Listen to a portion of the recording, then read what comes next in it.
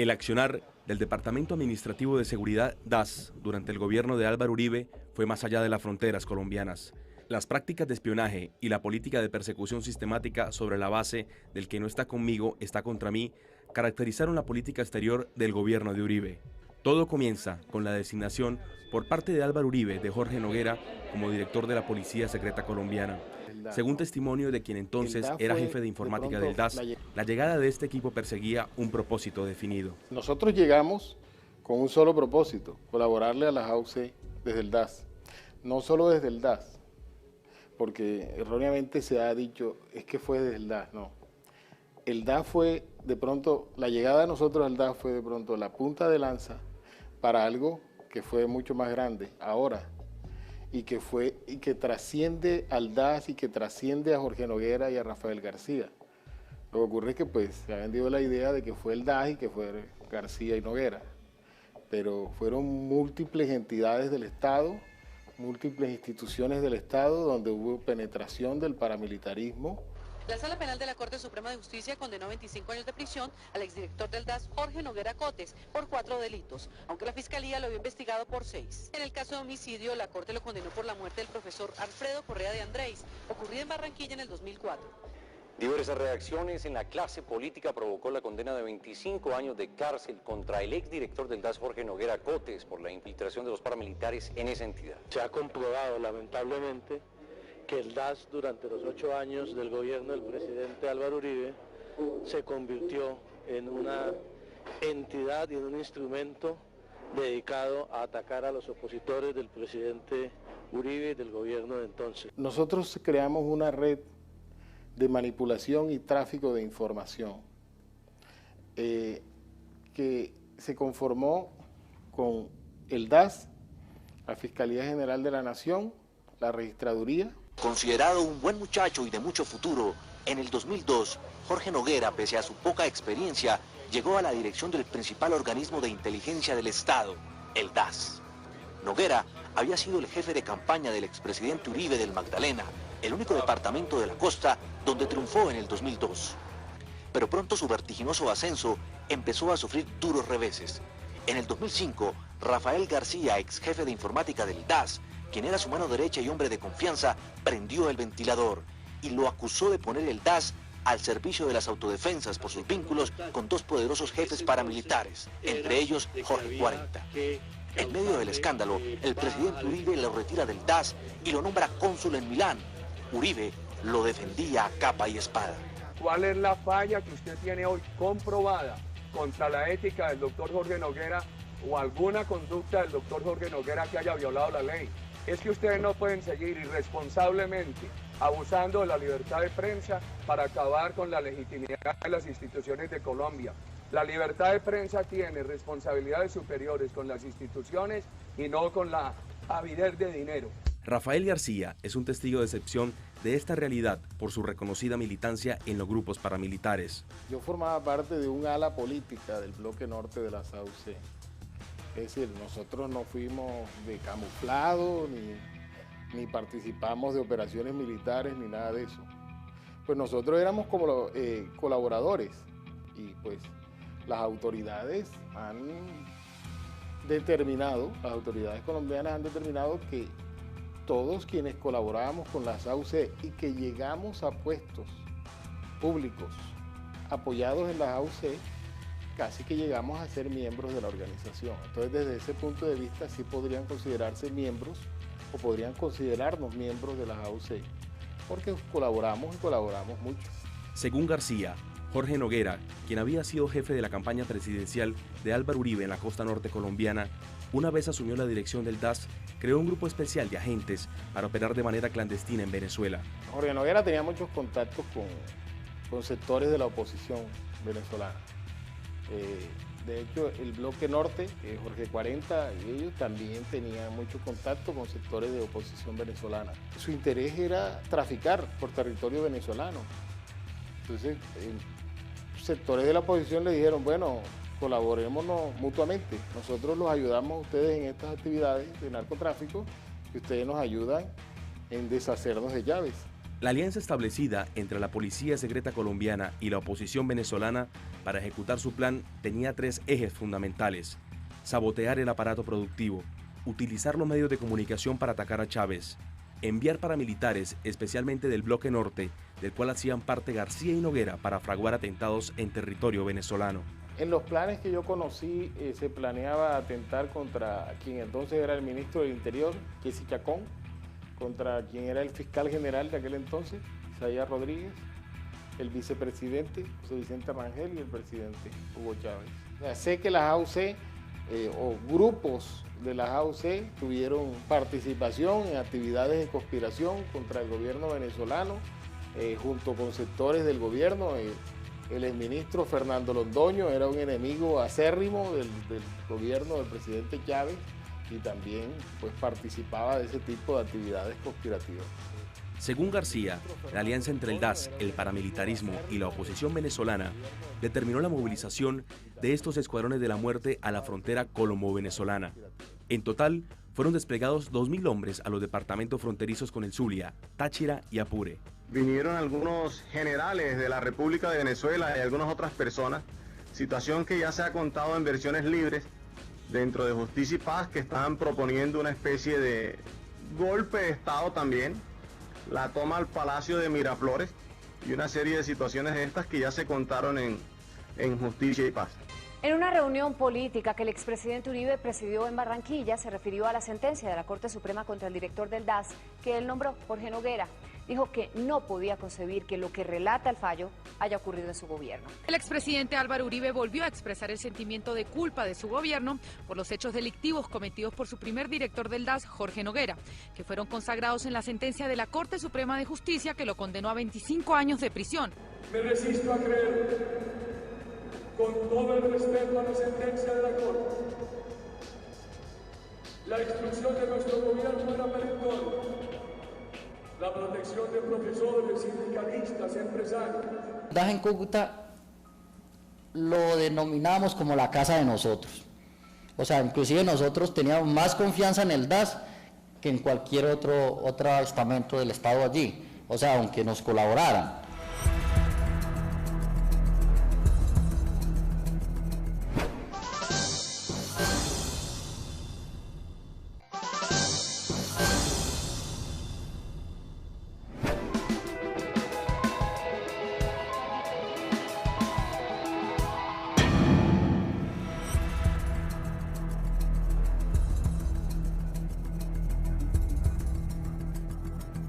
La más clara evidencia de la alianza entre paramilitares, policía secreta y oposición venezolana se vino a conocer el 9 de mayo de 2004, cuando más de 120 paramilitares fueron encontrados en una finca cercana a Caracas. Su misión, asesinar al presidente Chávez. Claro, porque es que el DAS de Colombia planificó, organizó esa infiltración de paramilitares. El DAS de Colombia, el Departamento Administrativo de Seguridad, pues, y varios militares de alto rango aprobaron, apoyaron y financiaron ese operativo en connivencia con militares golpistas venezolanos. Paramilitares que fueron capturados en la finca de Actari, propiedad de Roberto Alonso, hermano de la actriz y cantante María Conchita Alonso. María Conchita Alonso, ella conocía pues, personas que se dedicaban a negocios no muy santos en Colombia desde épocas anteriores y algunos de los que llegaron a ser jefes de las AUC en aquel momento tenían también relación con esos personajes, que eran personajes como que muy dedicados al narcotráfico. Entonces desde aquella época se originó de pronto el conocimiento o la relación de los hermanos Alonso con estas personas que posteriormente algunos de ellos llegaron a figurar como mandos de las AUC. Documentos incautados por la inteligencia venezolana dan cuenta de la trama que se estaba montando.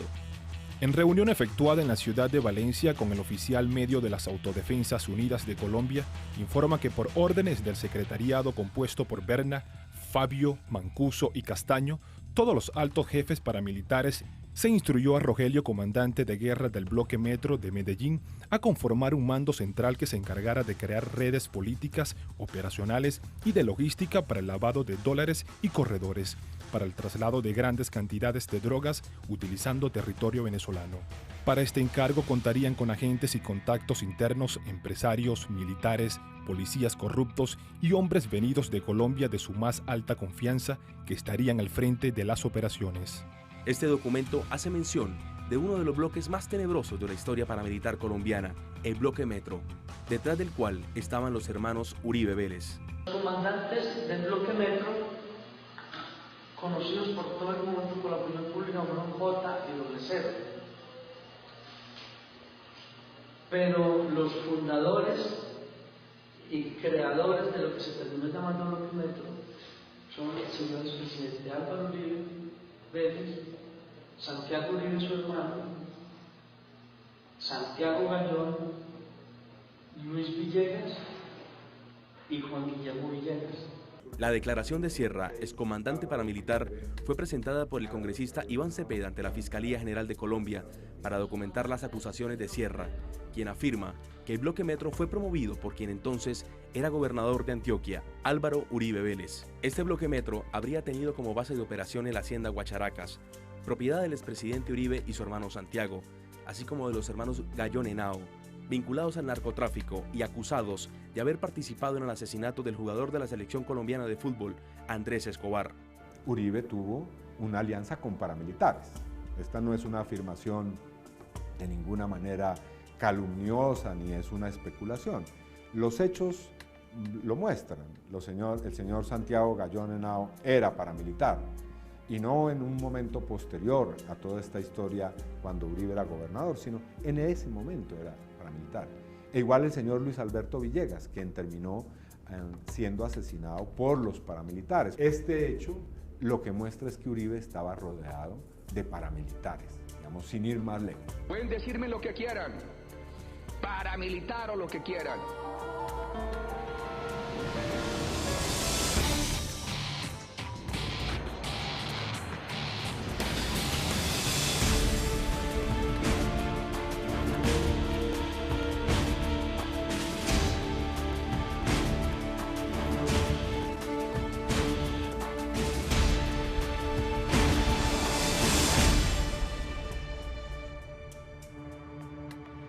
Mi compromiso es con la verdad. Estoy dispuesto a pedirle al señor presidente Álvaro Uribe públicamente que se desmovilice, que él también perteneció a la organización, él es fundador de un grupo de autodefensa. Según el testimonio de Sierra, la finca Guacharacas, propiedad de los hermanos Uribe Vélez, se convirtió en un centro de muerte.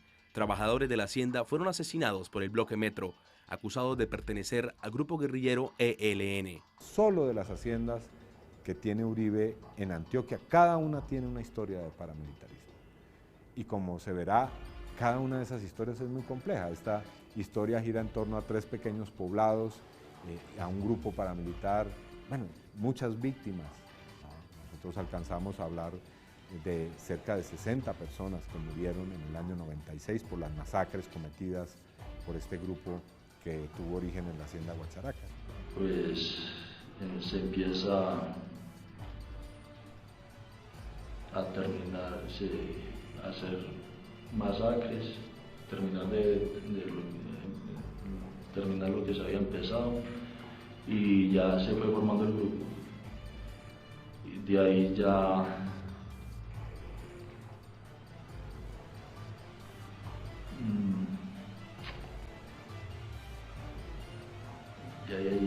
se hicieron ya limpiar la zona, que ya a los días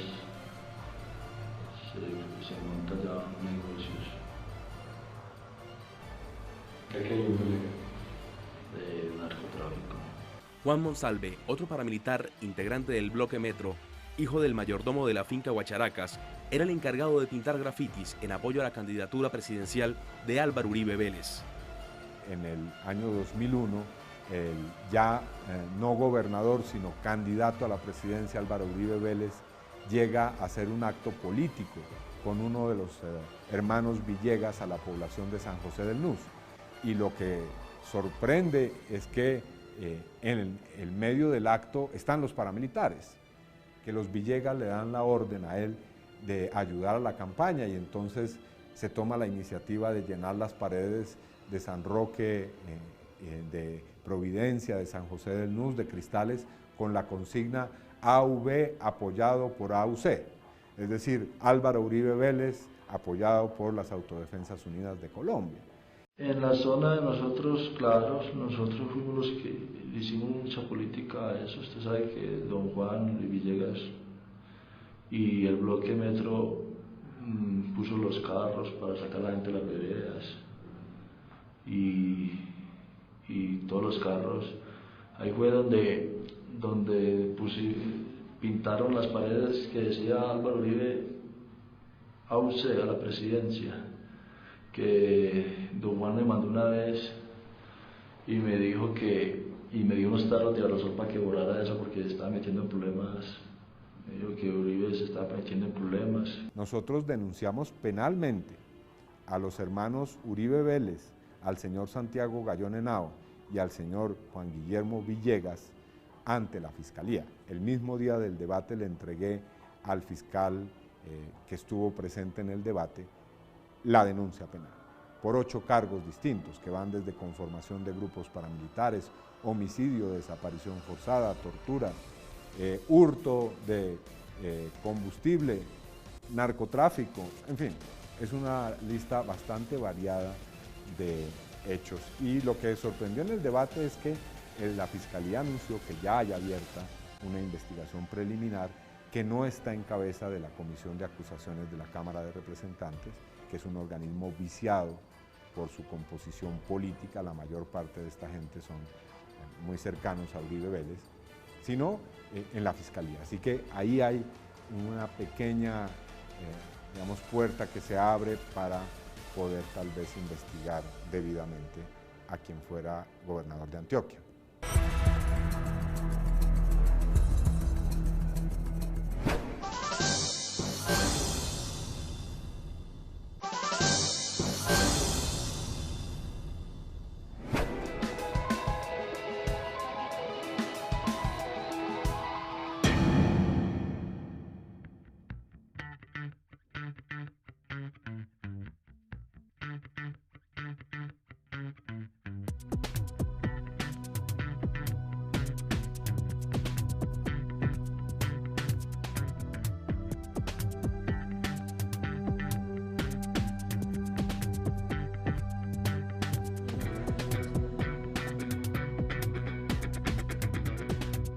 Que luego de 8 años de seguridad democrática, ni siquiera hubo seguridad. O sea, no fue democrática, pero ni siquiera hubo seguridad. Y lo que hoy vemos es que en Colombia el Estado está muy lejos de tener el monopolio sobre las armas.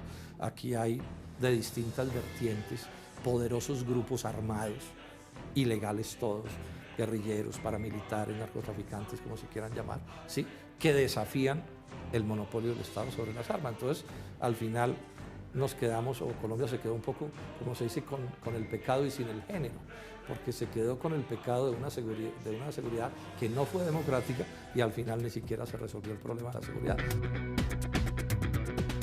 Nadie puede negar que las cifras hablan por sí solas. En el 2002, Colombia era el 4º país más inequitativo de América Latina.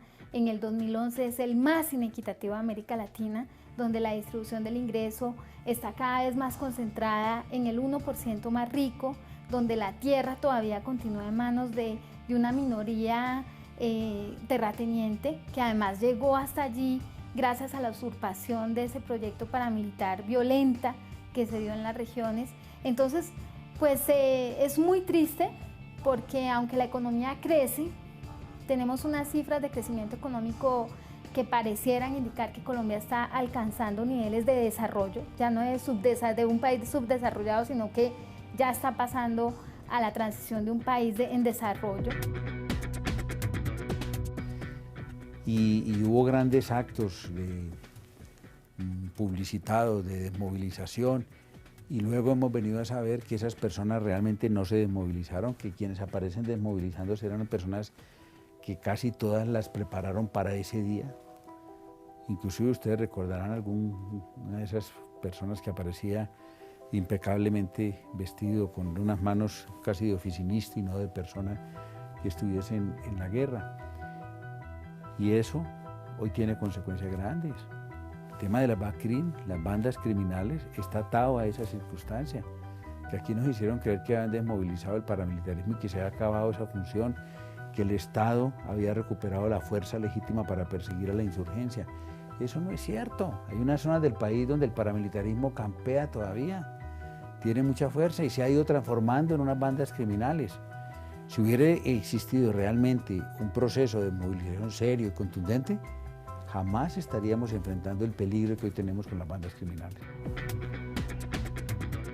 El país está todavía muy polarizado entre los que son uribistas, que siguen diciendo que es que no le dieron la oportunidad al presidente de terminar la tarea, que van a tratar de buscar por todos los medios que él vuelva al poder, etc. Y ya sectores de, si se quiere, clases medias urbanas, intelectuales, que ven el autoritarismo de Uribe como, no solo como un camino regresivo que desinstitucionaliza el país, sino como un camino, un paraguas detrás del cual se ocultaron muchos procesos de corrupción y de excesos y de abusos. Digamos que la razón por la cual la clase media y la opinión pública se divorcia de Uribe tiene que ver con todos estos grandes escándalos de corrupción en el proceso de nombramiento de los notarios, de corrupción en la asignación de subsidios a los grandes propietarios, de los negocios de los hijos del propio presidente, del caso de los falsos positivos, de la persecución de las cortes, de la estigmatización de los movimientos sociales. Entonces deja un país muy polarizado, pero quizá también deja una lección muy importante. No se puede justificar la lógica de que el fin justifica los medios. No solamente lo que hemos perdido como en recursos, lo que hemos perdido en vidas humanas. Y creo que la pérdida más grande es la pérdida de la ética de este país. La noción de decencia, la noción de respeto, la noción de la prevalencia de los derechos humanos por encima de cualquier cosa y la noción de la defensa de la vida por encima de la riqueza, de la acumulación, de la fama o del honor que se caracteriza o se cimenta fundamentalmente en el haber, en el tener y en el acumular. Creo que Colombia en estos 8 años perdió lo mejor que podía tener y era su condición de país decente, de país respetuoso y de país libre de todas las ataduras de la guerra que tiene este país. Como decía antes, hay personas que apoyan lo que pasó, pero también encuentra uno mucha gente que dice hoy en día que se desilusionó, se desencantó de esas políticas porque ha descubierto de que detrás de ellas había todo este tipo de cosas. Y eso da un poco de esperanza. Ojalá haya cada vez más personas que descubran que ese no es el derecho de las cosas. Yo pienso que dejan un país resquebrajado en términos hablando estrictamente del escenario en el que trabajo, en términos de derechos humanos hay un país antes y un país después de Álvaro Uribe Vélez. Durante esos 2 gobiernos, si tú lo miras por desplazados, fueron casi 2 millones. Y 2 millones yo no sé qué ciudad será, es de las más grandes del país, no sé, Medellín, ¿no? Ponte a pensar, se desplazó todo Medellín en ese periodo de tiempo, ¿no? 2 millones de personas. Si tú lo miras por el asesinato de sindicalistas, fueron como 560 sindicalistas. Y así, si tú lo miras durante esos 8 años, Rodolfo Steinhagen, el relator de Naciones Unidas para Pueblos Indígenas, sacó un informe diciendo en Colombia se está cometiendo un genocidio contra los pueblos indígenas, ¿no? Las cifras son increíbles. Y bueno, lo paradójico es que llega el nuevo gobierno también con un nuevo discurso más amable, con nuevas iniciativas como la ley de víctimas, pero tú te encuentras con los factores reales de lo que genera violaciones de derechos humanos en este país y tú dices, no va a parar, no va a parar. El expediente Uribe, con el paso de los años, con mis arrugas, con el corazón todavía demasiado arrugado con el dolor, todavía me impresiona lo que vi, me impresiona la cabeza que cortaron de un niño frente a mí, me impresiona las mujeres violadas, tengo en mi memoria el asesinato de Bartolomé Cataño el asesinato de 200 personas en la comunidad de paz de San José de Apartadó, me duele, yo vibro, y por eso tiene que existir responsabilidad política, jurídica,